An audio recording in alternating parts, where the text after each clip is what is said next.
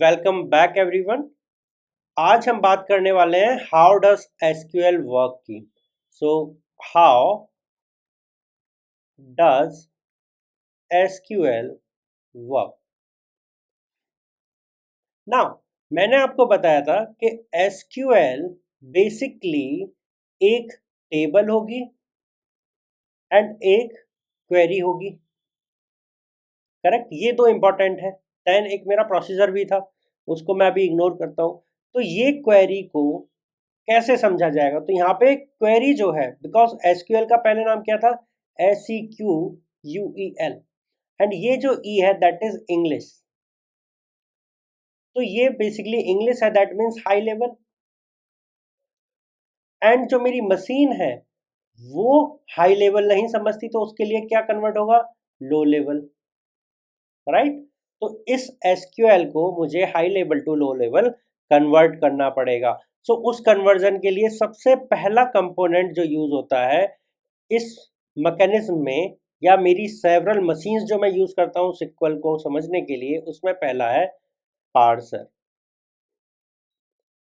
Parser starts bye टोकनाइजिंग और replacing SQL keywords. Okay, और I would say statements with special symbol।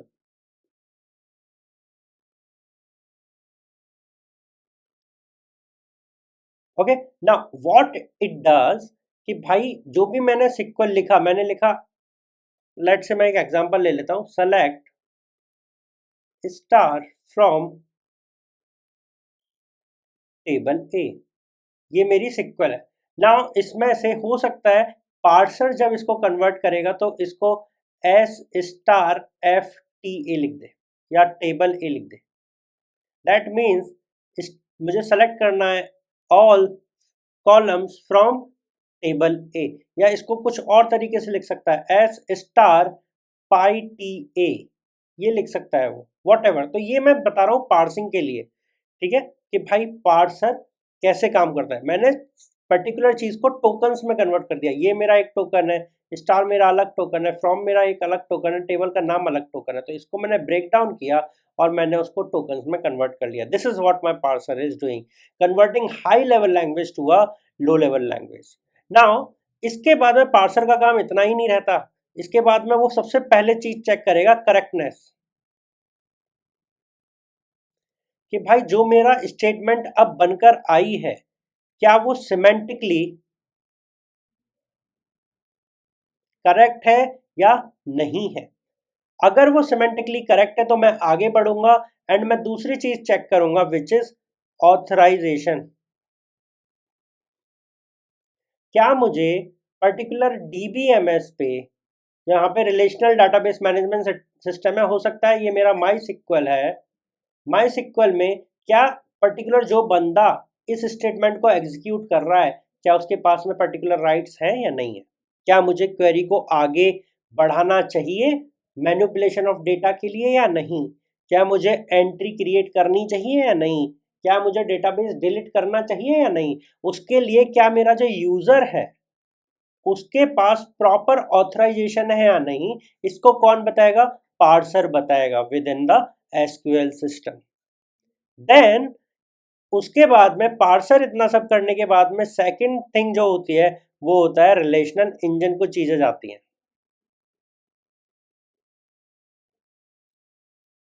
ना, relational engine क्या करता है? ये क्रिएट करता है, create a plan to execute और फॉर प्रोसेसिंग।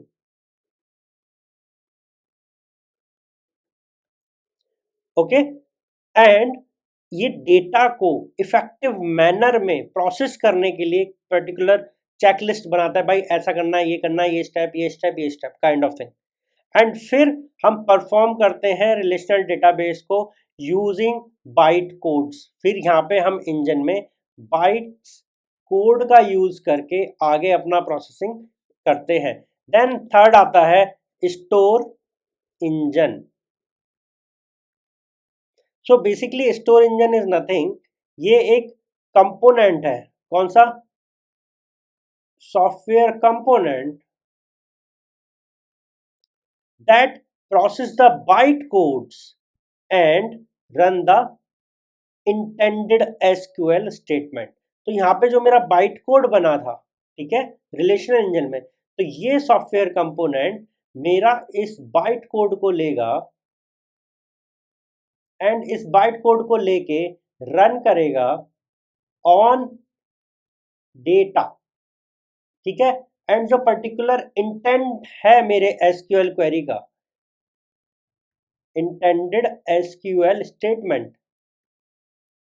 उसकी एक्चुअल इंप्लीमेंटेशन और एग्जीक्यूशन यहां होगी। और इसी पॉइंट में मेरा डेटा मैन्युपुलेट हो रहा होगा, क्रिएट हो रहा होगा या डिलीट हो रहा होगा, what ever action I am taking वो उसके अकॉर्डिंग यहाँ पे काम हो रहा होगा। तो सिंपल सा एक फ्लो है। देखो मैं वापस से रिपीट कर रहा हूं कि मैंने सिक्वल में हाई लेवल लैंग्वेज में कोई स्टेटमेंट लिख दी, ये लिख दी जी, हाँ ये लिख दी मेरी स्टेटमेंट, कलर चेंज कर लेता हूँ, ये मेरी स्टेटमेंट लिख गई।